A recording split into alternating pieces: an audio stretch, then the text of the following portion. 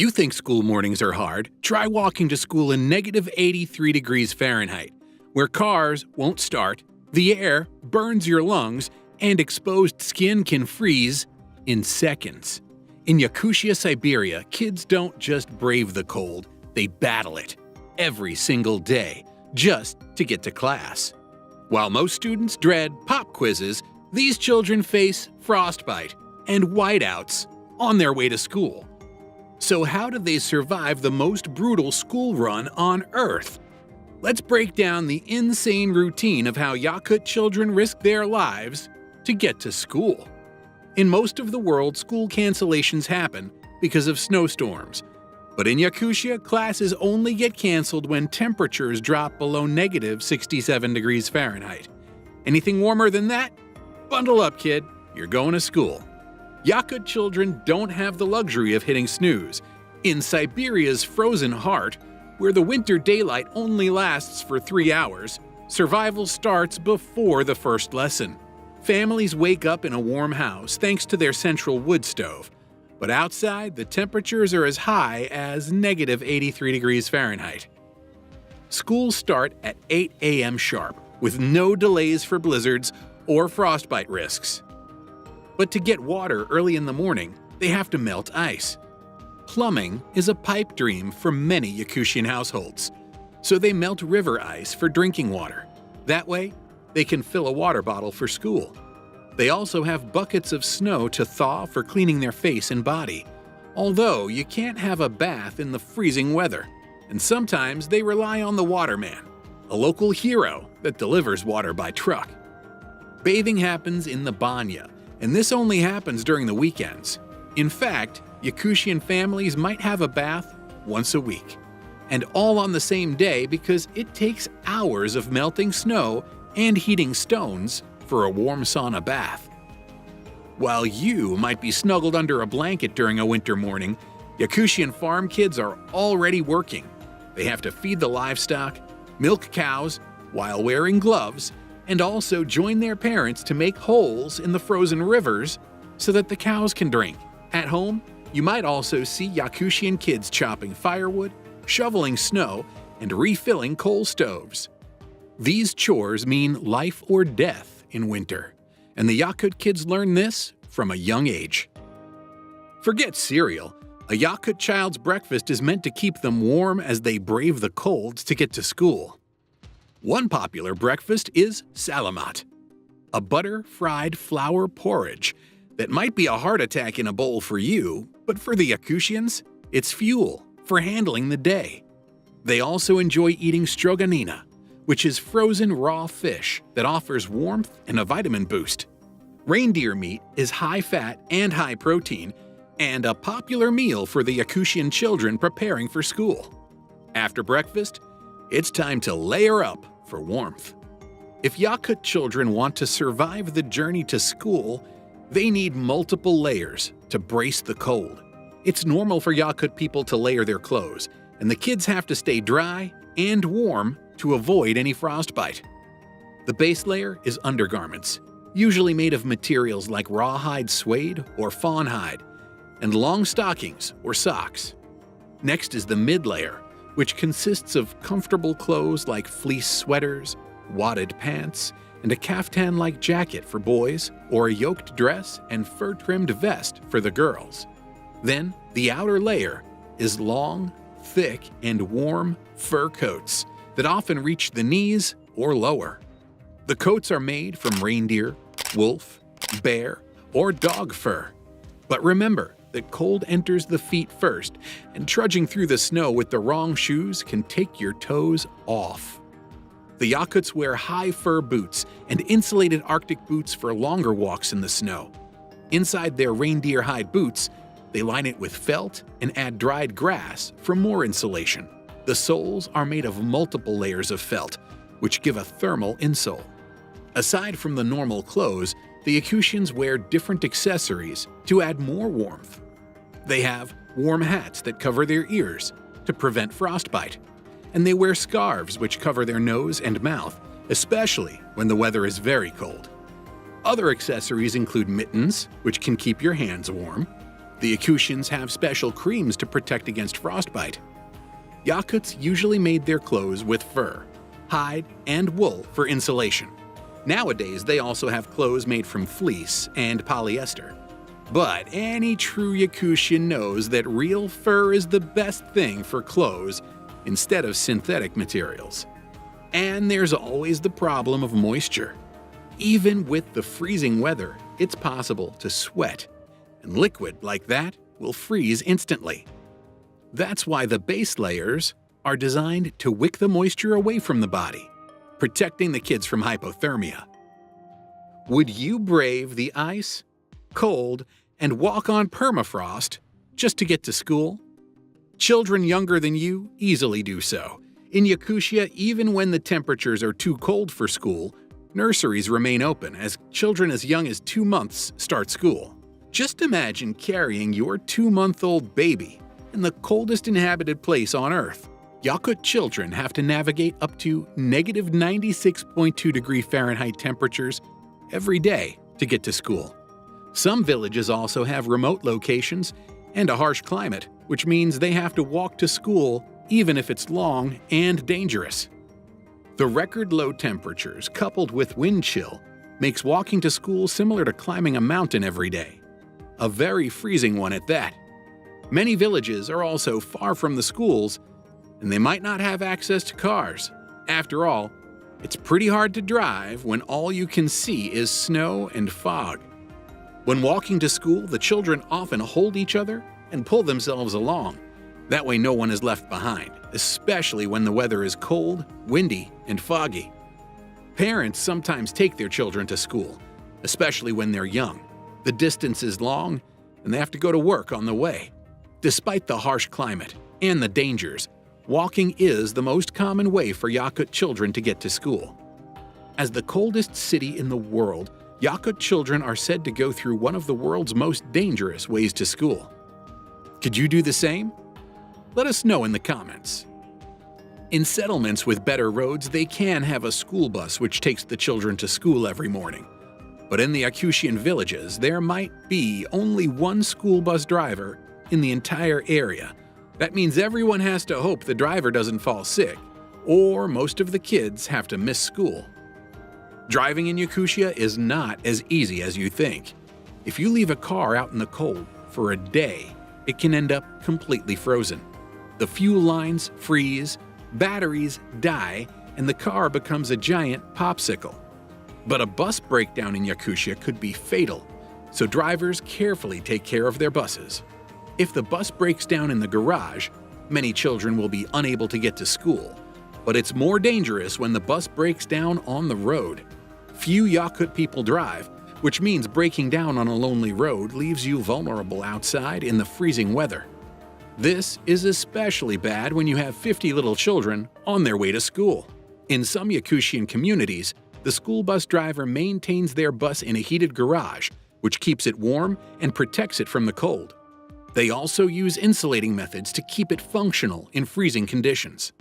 Interestingly, locals used to rely on reindeer to get to school before buses became more popular. Just imagine sitting in a cart while a reindeer takes you to school every morning. At least it won't break down like a bus in winter.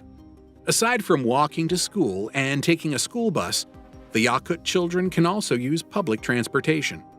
Public bus stops are spaced close together, and they need to stand outside just before the bus comes. That's because waiting too long outside can risk frostbite. In areas where there are no school buses, the public bus is the best option. As long as you have millions of layers, you can brave the cold. Yakutian schools have to be kept warm and toasty every day to protect the children from the cold. Usually schools run from 8 a.m. to 1 p.m., from Monday to Saturday, and as long as the temperature is above negative 67 degrees Fahrenheit, they need to go to school. Just imagine having to attend school at a freezing temperature of negative 52.6 degrees Fahrenheit. In some settlements with centralized district heating, they provide warmth to the major buildings, including schools. A central plant will generate hot water, and this is pumped through insulated pipes to provide heat to the school. But it's not so easy to provide central heating in a Yakut school. The Yakutians have workers that keep on monitoring the pipes and the heating, ensuring they don't freeze over in the winter months. Pipes are usually placed above ground and are heavily insulated to stop them from freezing. Another way to keep schools warm is with coal heating. Many schools use coal-burning furnaces to keep the entire building warm, and they can have it on every floor if the building is high. An interesting fact: Yakut buildings can't be too high because they're all built on stilts in the permafrost. If it's built too high, it could just fall down. Yakut children can stay warm every day when they attend school with these heating systems. Aside from the central heating, on the extra cold days, they heat stones and place them under furniture, so there are no cold spots in the classrooms and offices. School buildings are also insulated with moss and snow to prevent cold from coming in, especially when they're made with Siberian larch. But this can eventually fall out, so the school administrators have to constantly replace it with new moss to keep the children warm. Sounds like a lot of work for a school. When it's too cold to play outside, everyone has to find some indoor activities. But in Yakutia, where the winter months last up to 9 months, it's hard for the kids to find outdoor playing time. That's why they have indoor extracurricular activities. No outdoor recess? No problem. Yakut schools get creative. Due to the extreme cold, the students stay indoors during breaks. With the gym teacher or coach, they can practice sports like football inside their indoor fields, and this helps the children remain active. They also have sports like gymnastics, climbing walls, and chess. And given the cold climate, there's a popular winter activity among children, which is ice skating. They enjoy skating at local rinks and frozen lakes as a competition or recreation sport. Yakut schools also have music and dance clubs, including folk dancing and choral groups. They might have theater, drama, and other performing arts, depending on the school. All of these can keep children active and engaged without having to go outside. Like any other school, Yakutian schools might have other academic and intellectual clubs. You might have heard of the Arctic School of the Republic of Sakha, and it's known for its debate club. To keep the children interested, they also have community service and volunteering. Even in the freezing Yakutia, all students have the benefit of free primary education. Yakutian children can attend school for free as long as they can risk their lives every day to get there. The children learn diverse subjects, including Yakut Sakha, Russian, English, math, literature, and more. Education in Yakutia lasts 11 years, with early preparation for the competitive Unified State Exam. For little kids as young as 2 months, they attend the nurseries instead. These operate daily from 8 a.m. to 6:30 p.m. and provide free education. The schools also offer free meals for the children up to 4 times a day. They can enjoy dishes with various types of meat, including horse meat and reindeer. Fish can also be frozen or slightly thawed and added to their soups or as the main course. Many schools also offer dairy meals and fermented milk products like kumis and surat as part of their means. Don't look at Yakutia and how it's freezing. They also have vegetables and fruits, which can be added to school meals. They could also offer the kids rice, pasta, and other starchy foods and soups. It's not as easy as you think to get water for drinking and washing in Yakutia schools. Due to freezing pipes, most homes in Yakutia have to pack snow and ice from outside and then melt it for water. They also store snow in buckets at home for future use. Ice harvesting from rivers and lakes can be done typically in the fall before the severe weather temperatures come. Then they store them in underground cellars or on platforms raised above ground. This prevents the ice from melting too quickly. As the weather warms, the stored ice will be melted. They are used for drinking, washing, and more. As for washing clothes, Yakut families use snow to wash their clothes without melting it. Just imagine the impact this has on your hands.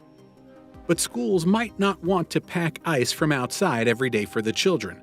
In Yakutia, ice harvesting is actually a common business. Could you get a job as an ice harvester? In Yakutia, that would mean a lot of money. Schools can buy ice from these sellers and use it to provide children with water. In Yakutsk, which is a major city in Yakutia, They have groundwater beneath the permafrost to provide buildings with drinking water, including the schools. Water can also be delivered from a nearby river by a waterman due to the freezing pipes. Schools and households use water boilers to purify the water, and they have to pay up to $75 per month for drinking water. In Yakutia, family cooperation is what sustains the people on one of the coldest places on Earth. After a day of school, the children run home to do their homework and help with work. The parents cook hearty meals like beef soup and pancakes, while the children help with chores. Evenings in Yakutia are cherished as family time. After school, some children might follow their children to the open-air market where meat and fish stay frozen naturally. Families hang out with each other after school, having warm dinner around the fire. And they also enjoy outdoor activities to avoid staying indoors all the time. In Yakut communities, love and unity help them thrive, despite living in the world's coldest city. Grandparents help dress kids and pass down survival skills. And by age 5, the kids already know how to layer up alone and help out around the house. There are also nomadic schools in Yakutia, which ensure that the schools are accessible to children of nomadic families, like the reindeer herders. They travel with the herders, providing the children with access to education while they remain connected to their way of life. The nomadic school curriculums include subjects like Russian and science, and they also teach skills for their nomadic lifestyle, like herding reindeer, driving snowmobiles, and using ATVs. Some Yakutian schools also have skills like art and robotics.